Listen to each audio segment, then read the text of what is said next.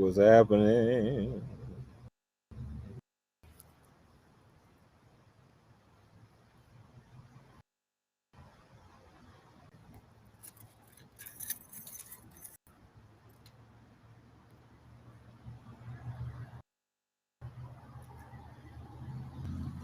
What's up? What's up?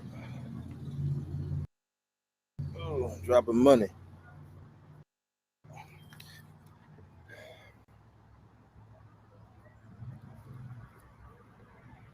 Aaron, what's good, brother? J Mo, Caviar Go. Ooh, what's good? It's actually Cali Go. It ain't Cali, but Caviar Go. But what's happening? What's happening? What's happening? J Mar 22, Alexandra. What's good? What's good? Today I'm gonna be super duper quick because I'm about to go coach these kids up. Put my NASA sunglasses on. Better go coach these kids up in Pop Warner. But what is up, everybody? Kingston to Compton. What's happening, brother? Elian, what's good? Better Days Delivery Co. What's happening? Jay Van Riper, what's happening?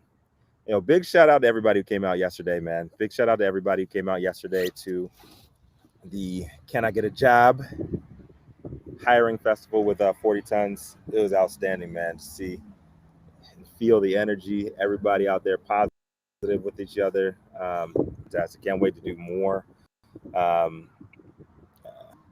work with Anthony and Corvain over there at 40 Tons. Great crew, great team. Everybody out there yesterday, man, it's just top notch. We need more stuff like that in the industry. If you guys have not checked out 40 Tons, please make sure you guys check out 40 Tons at 40 Tons brand on Instagram. Just 40tonsbrand.com, I believe, is their website. It's all about anti-recidivism, getting our brothers and sisters out of jail, especially if they had cannabis convictions. There's no reason anybody should be in prison for what we get paid for. All right. Harvest Honey in the motherfucking house. Nicole West, she was actually moderating one of the panels yesterday. Hope you got the pictures. I connected you with on there. Got some white shit on now. Gross. Anyways, let's get it popping, y'all. So yesterday, since I was actually at the career fair, I couldn't run through my recap for the day. So I'm going to run through that really, really quickly without being disrespectful to Africa. There's a huge opportunity out there. I really believe that people of color are missing out on the opportunity in Africa. We're going to run through that first, and then we're going to get it popping with the story number 2. Today, we're going to talk a little shit about Tim Cook. He's got cooking up in this motherfucking industry. The big boys are here. The big boys in tech are here. Surprise, surprise, motherfuckers. And I got to run through this shit. How much time I got? I got 17 minutes before I got to get over to the other field with the kids, my ghetto cheering, and get my coaching on. We were Pop Warner, so don't judge me. Run through this really, really quickly and see if I can, you like the hat? Like that? Much love. See if I can run through these and answer a couple of questions quick. All right, so yesterday's story. This was boom. Evolving cannabis market. Africa has the highest population growth rate in the world. All 3 subregions over 2%. Yearly growth, 1.37 billion estimated people. 54 countries in Africa.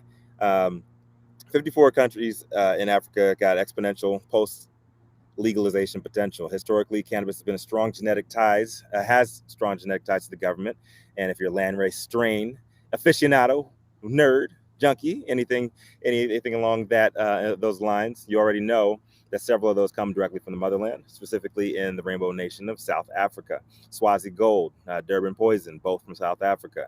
Other cultivars from the region include Sinai, Malawi, Kilimanjaro, Ethiopian, and KwaZulu.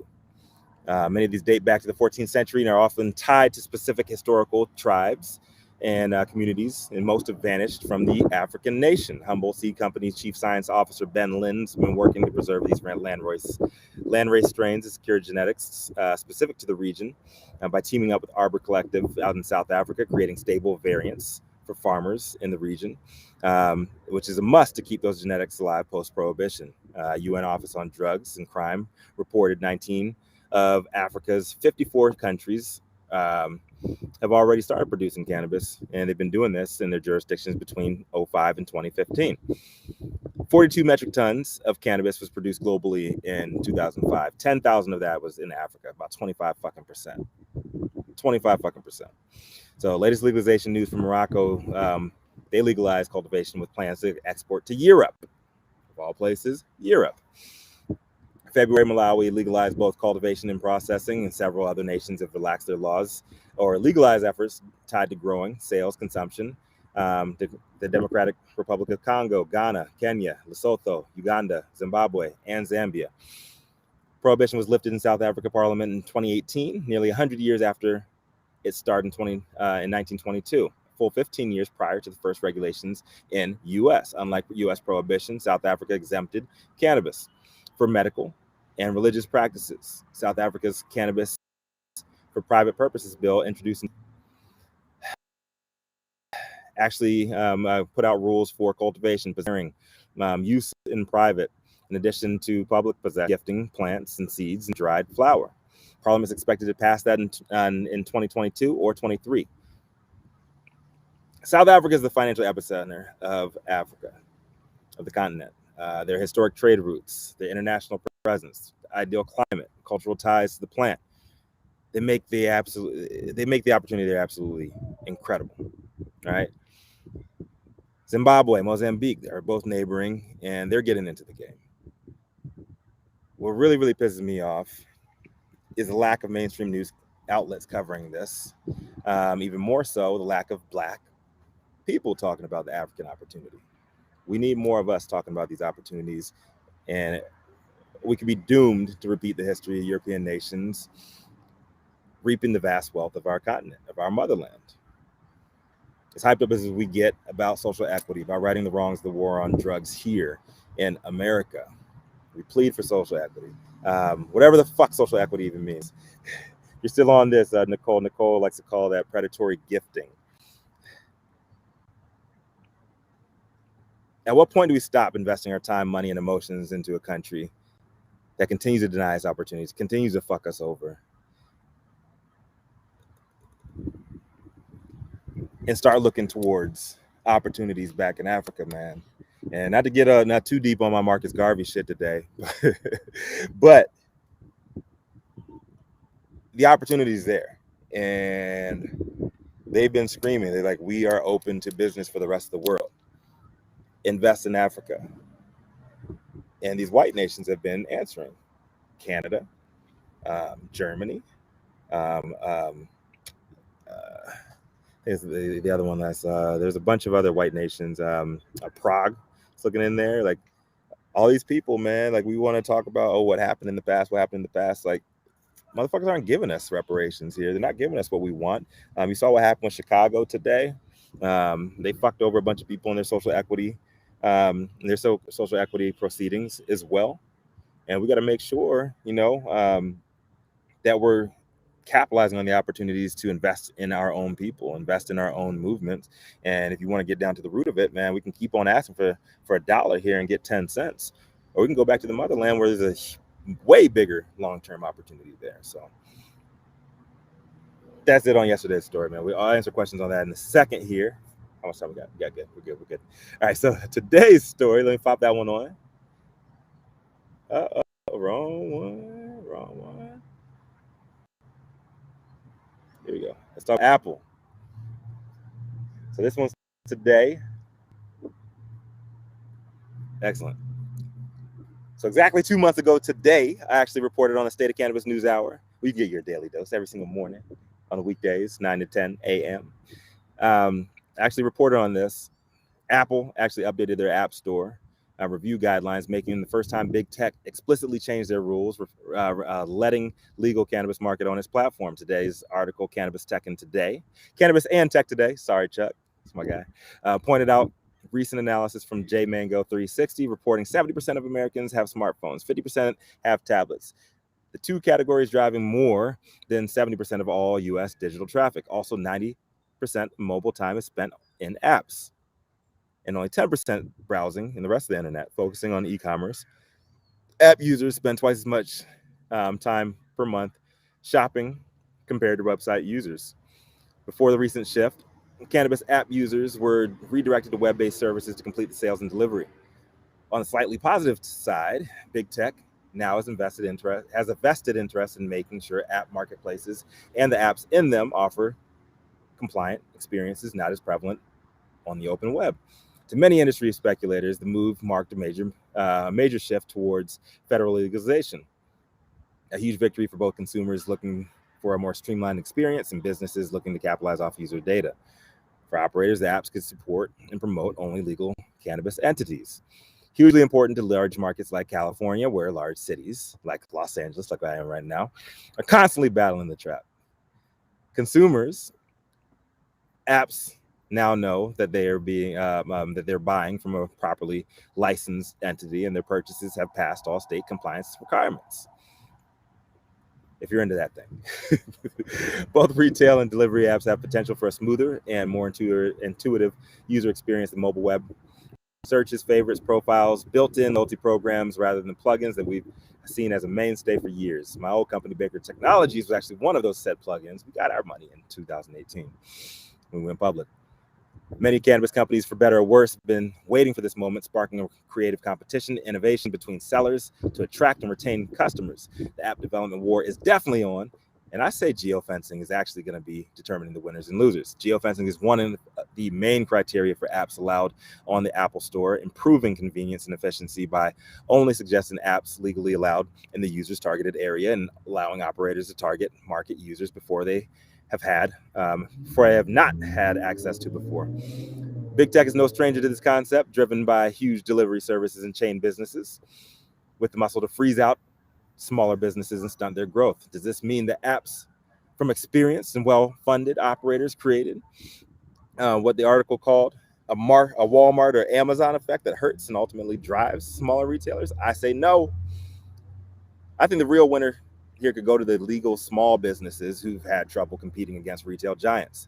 Geofencing puts single location operators right next to the majors with statewide or multi-state coverage. This can be a great equalizer, giving smaller businesses equal real estate in custom searches. The loser? I think that's to be determined. Mobile app use is definitely the future of consumer behavior in cannabis. The article marks at the most at risk is brick and mortar establishments. They have narrow delivery coverage, and they've been the slowest to embrace online sales prior to COVID. Also, apps will support and promote only legal cannabis entities, which is huge in major markets like here when they're trying to fight the illicit operators. But there's one thing that I've learned in my last 5 years in this game: never bet against the trap. So much love. I got about 5 minutes. How am I doing that? What you talking about, Dr. Loud? What's good, brother? Jim Bugs Beanies, what's up? Freeway Joe, what's popping, brother? Shitty Slim, what's happening, man? Good to see you yesterday, brother. Good to see you, man. Can't wait to see your shop out in Las Vegas. Lauren, Sea Dream, what's happening? J-Mo, Caviar Gold, what's popping? Angel of Death Creations. Ooh, I like that. I like the logo too, man. I like the logo there. Veronica, what's good? Dr. Loud, where you at, brother? Where you at, man? I want to see that mask. I got to get one of those loud masks, my man. Billy the Baker, my homeboy, the OG from Chi-Town. Hey, man, I didn't forget to call you back. I fell asleep. Dr. Post a lot. What's popping? Mike Twillis, Body PHX. What's up? Harvest Honey, if you still in here, what's popping? And Bo Barron, what's good? Javon Riper, what's happening? Better Days Delivery Co., what's good? What's happening? Miss me with that syphilis? I swear this is my fucking team messing with me, Veronica. Is this you guys putting these damn fucking YouTube handles up? Big Mike, what's happening, man? I gotta get over to the facility. Oh yeah, I know you see me, man. Yeah, man. Cali Gold, this is the shit, man. I get back on it, man. I can't wait to the good old days. That'll never happen again. All right, so Dr. Loud says, I would love to know how exactly you're going to verify legit companies. My point exactly, man. My point exactly. You can't, it's, this is why I say, man, the trap is never going to die. You can hate on the trap. You can be against it all you want, but the trap is never going to die. Period. There's always, when you guys continue making rules for something that you didn't even allow motherfuckers to have, for medicine people were not having access to for over 100 fucking years. You think they're gonna listen to your rules now? Like, no. I would say 7 out of 10 trappers, if given the proper opportunity, and if it wasn't a bunch of flaming hoops to jump through, 7 out of 10 trappers would hop over to the legal side to get its legal money, because you're talking about generational wealth that you can actually be proud of. You can put that in front of your families. But until then, fuck no, it ain't happening. Trap is going to continue to thrive, and I love the trap, man. I love the trap. I love everybody. You guys want to? I'm not going to go there. I'm not going to endorse the trap, but shout out to the trap. Dr. Loud from ATL, what's popping, brother? What's popping, man? I gotta get one of those masks, man. You sell those? You got merch for sale? I gotta get one of those Loud ski masks. I'm doing when I am out in different areas and I can't show my face. I think that's fucking genius. You want to hop on? Yeah, please hop on, brother. Hop on. I got Dr. Loud from the ATL gonna hop on with me. I got 2 minutes. Then I gotta go join the kid, man, over here, man.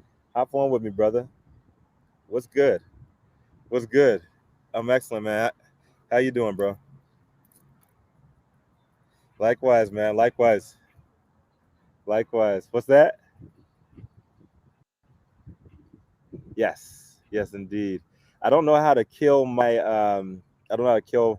share right there, but anybody who sees you right now just can't see my face. I'm down here, motherfuckers. Hey, real quick, what's your question? Because I got like 1 minute, then I gotta go coach these kids over here on this. What's up?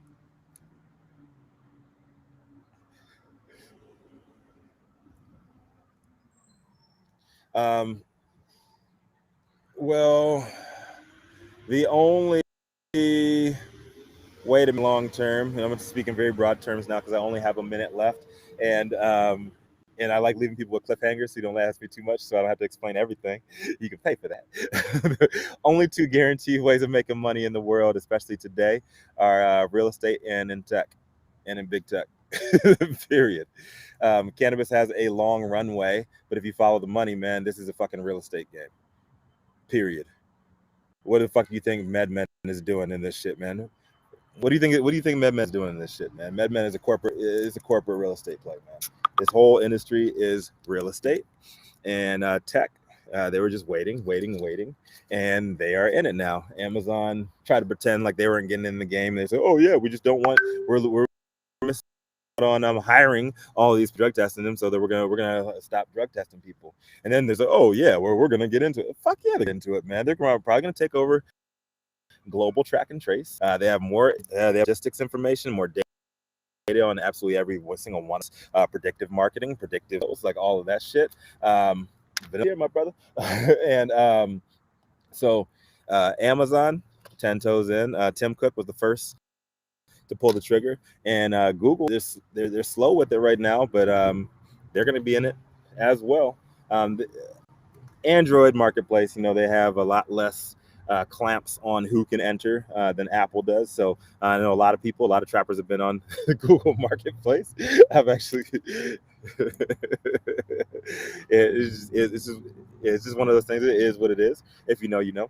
And it's just gonna be interesting, man. Technology. My company, when we went public in 2018, we were the first to do online ordering, targeted time, digital loyalty in the space, and I appreciate that, man. But that was just the beginning. I was able to see and introduce people to an opportunity that is data collection, man, and a lot of trappers hate the sound of that. There's ways to, there's ways to get around that, but that's the way you build your list. And in the wave of now, not even the future, not of tomorrow, it's all about data collection, man. It's all about owning your data. It's all about improving your lists, having as massive of a list to market to as possible, and having as many targets as possible to market to, because who is thriving over the pandemic? not as many people who are able to meet face to face, right? There's a reason why Google just upped the ante on all of their in-house products. They've created a viable Zoom competitor. They've created a viable Slack competitor because they don't want other people getting their money no more. So just think of all of the big movers and shakers in the tech industry. They are in the cannabis industry, whether you know it, whether you like it or not. They are here. They're here to stay, and that's just reality, man. So that's all I got. It's 5:30, and I'm gonna be late getting over. Oh, I like what you see. I like what I see, man. I like we gotta do a deeper dive next time, brother.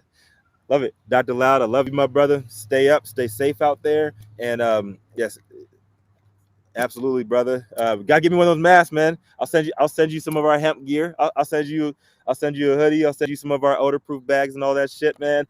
Much love. Yes, yes, indeed, man. So we'll link. Make sure you DM Cannavision.global on here, and Veronica will connect you. And we got to chop it up, man. We got to chop it up. I'd love to get on your program too. I got to bounce because the kids are calling for me, and they're gonna get me in trouble because they see me over here on this motherfucking video. They see me with all my equipment in the middle of the fucking field, and they're gonna hate. So, Reek, love the kids. Hey, if you believe in holidays, happy Labor Day. I wear white after Labor Day because I am the villain. And shout out to Sha'Carri Richardson. Shout out to Sha'Carri Richardson. She stay winning in these internets and stay losing on the track. But you know what? I would like to help you out and get you a sponsorship. Get you sponsored by a bunch of these motherfucking weed companies. All right, man. DJ Quest, be up, brother. Let's link this weekend. Love y'all. Mert Park, stand up. South Central, stand up. We out here. Peace.